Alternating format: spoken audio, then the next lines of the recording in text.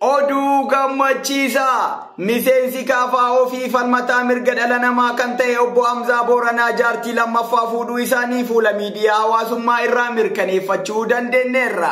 Obbo Hamzaa Booranaa jaartiin tabultuu tahortuu haa taatu garuu bara kana wanti nu galuu dadhabe miseensonni KFO walirraa laaltanii fuudhaa jirtan haa ta'u dhaamsa wayii Oromoodhaaf dabarsaa jirtan haa ta'u nu galuu hin dandeenye.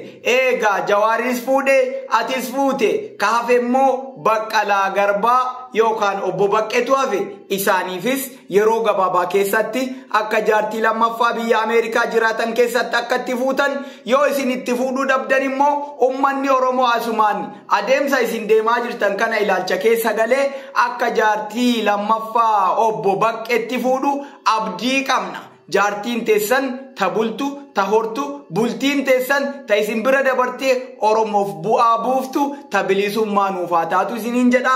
Horaa bula.